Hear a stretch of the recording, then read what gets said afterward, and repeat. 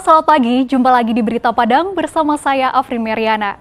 Sejumlah berita aktual dan menarik akan kami sajikan untuk Anda. Berikut 3 berita utama pagi ini.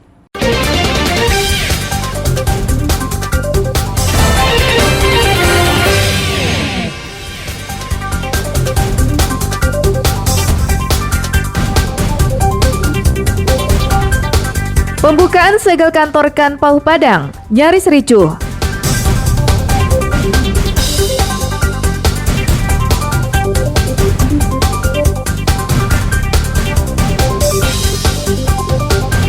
Baru keluar penjara, seorang yang diduga pengedar narkoba di Payakumbuh berhasil ditangkap kembali.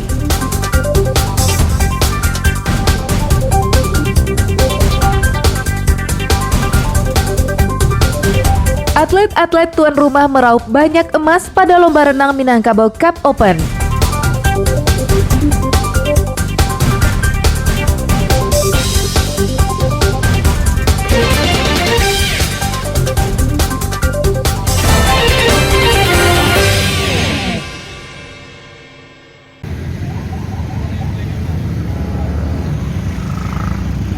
Suasana di depan kantor Kanpau Padang tampak tegang.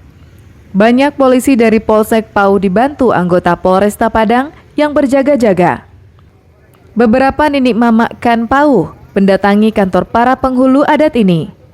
Mereka hendak membuka paksa kantor yang telah 4 bulan disegel oleh anak kemenakan mereka sendiri. Namun aksi mereka dihadang oleh anak kemenakan yang tergabung dalam Forum Anak Nagari Pau. Alasannya, mereka meminta kehadiran langsung Ketua KAN untuk menyelesaikan persoalan. Namun setelah dimediasi oleh aparat Polresta Padang, akhirnya segel kantor Kanpau berhasil dibuka paksa.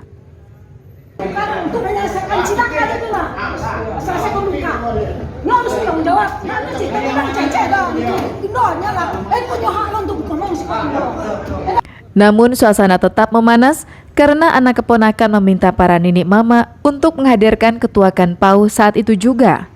Namun permintaan itu tidak bisa dikabulkan karena Ketua Kanpau sedang menghadiri kegiatan di tempat lain.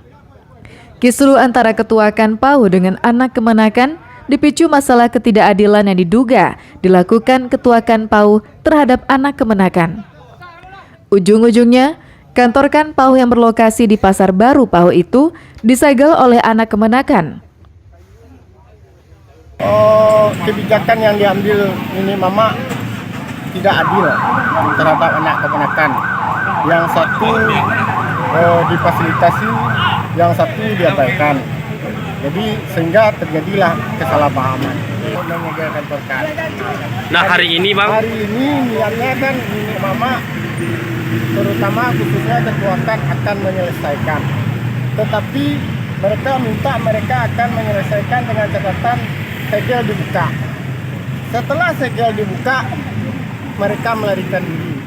Kapolsek Pau menjelaskan kehadiran anggotanya untuk mengamankan permintaan dari ninik mama Pau yang berniat membuka segel kantor KAN. Permasalahan mungkin ini masalah antara mama sama kemenakan. Jadi masalah di lingkungan nagari juga untuk kanduang. Perebutan aset atau bagaimana? Dari mungkin kita kurang mengerti juga apa permasalahannya.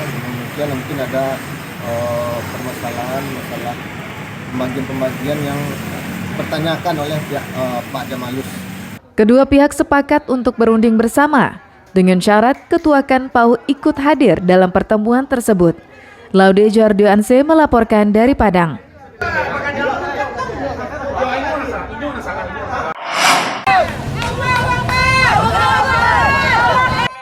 Sejak siang, puluhan warga menghadang polisi, tentara, dan panitera Pengadilan Negeri Bukit Tinggi yang hendak mengeksekusi sebuah rumah di Jorong Arokaliki, Nagari Gadut, Kecamatan Tilatang Kamang, Agam. Rumah milik Faridawati ini dieksekusi pengadilan berdasarkan putusan yang berkekuatan hukum tetap. Namun Faridawati dan kerabatnya menolak putusan itu dan bersikukuh tanah dan bangunan tersebut merupakan milik mereka yang sah. Perundingan yang dilakukan panitera di lokasi tak menemukan jalan keluar. Jelang sore, polisi membubarkan warga yang menghalangi upaya eksekusi. 2 kerabat pemilik rumah ditangkap dan dibawa ke Mapolresta Bukit Tinggi karena diduga sebagai provokator. Upaya yang dilakukan polisi akhirnya berhasil. Pemilik rumah dan kerabatnya mundur teratur. Panitera dan petugas Pengadilan Negeri Bukit Tinggi mengosongkan rumah tersebut.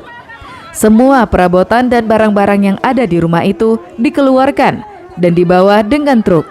Pengadilan Negeri Bukit Tinggi telah melaksanakan eksekusi pengosongan terhadap objek di jalan Simpang Bypass, Corong Aro Kandikir, Gadut, Kecamatan Pilatang Kamang, Kabupaten Agam, Provinsi Sumatera Barat, berdasarkan surat permohonan dari pemenang lelang yang dimana terhadap permohonan tersebut Pengadilan Negeri Bukit Tinggi telah mengeluarkan penetapan pelaksanaan eksekusi. Sengketa ini berawal saat bank menuntut pemilik rumah ke pengadilan karena tak mampu melunasi hutangnya. Kasusnya bergulir di Pengadilan Negeri Bukit Tinggi selama beberapa bulan, yang akhirnya dimenangkan oleh penggugat. Dinda Amrina melaporkan dari Agam.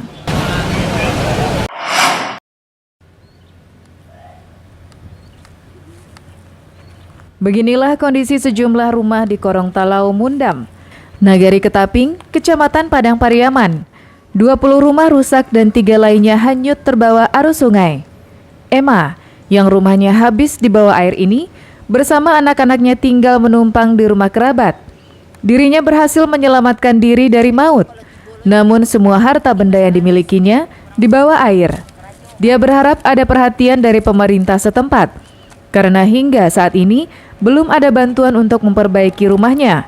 Padahal sebelumnya Wali Korong telah melakukan survei, namun belum ada tindak lanjutnya. Pusing lah bang, lihat rumah hanyut bang. Kalau nggak ada mama yang membantu kita bang. Sama orang-orang hanyut? Orang, kita berempat orang hanyut sama air. Oh, saat kejadian ibu di rumah? Iya di rumah. Di rumah semua ya? Jalan nggak bisa lagi, tutup air. Buka pagar orang itu. Oke. Pati belum. Belum ada. Kalau kita di dalam data-data itu 20 rumah katanya kan. 20 yang parah? Ya, 20 rumah kakak. Ya, tapi yang parah 2, yang parah banyak awak. Ya.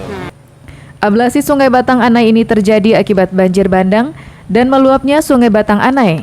Berdasarkan keterangan warga, meluapnya sungai sering terjadi. Akibat luapan tersebut, tanah di belakang rumah warga yang dulunya berjarak 15 meter telah habis dikikis air dan saat ini telah berubah menjadi sungai. Dari Padang, Robiha melaporkan.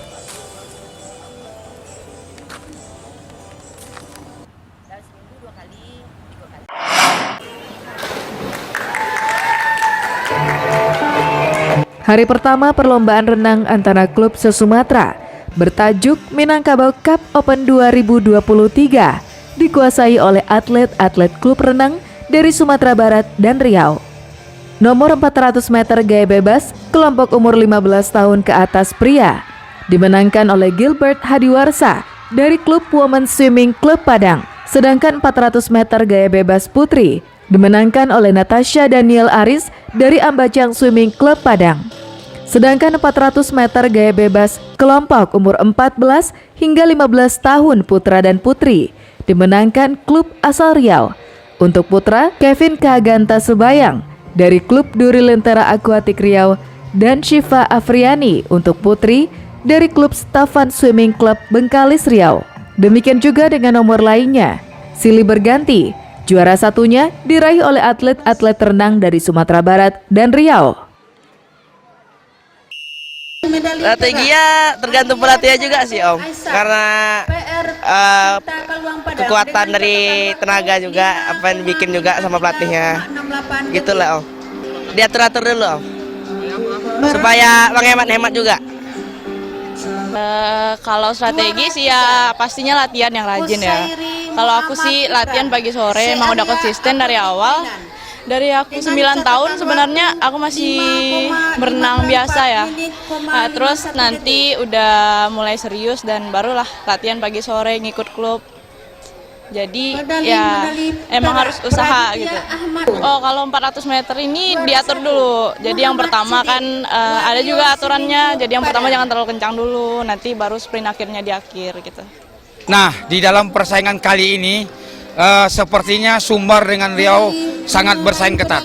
Sumbar dengan Riau. Jadi Sumatera Utara dan Jambi masih membayang-bayangi. Cuman yang jelas sekarang nampaknya Riau yang berkibar pada event Minangkabau ini. Menariknya, klub-klub renang dari Sumatera Barat tidak melulu dikuasai oleh klub renang dari Padang, namun ada juga dari Bukit Tinggi, Painan, dan Sijunjung yang memenangkan nomor perlombaan kelompok umur 5 di bawah 10 tahun. Selain Sumatera Barat dan Riau, provinsi lain di Pulau Sumatera yang mengirimkan atlet renangnya, yaitu Sumatera Utara, Bengkulu, dan Jambi. Laude Juardianse melaporkan dari Padang.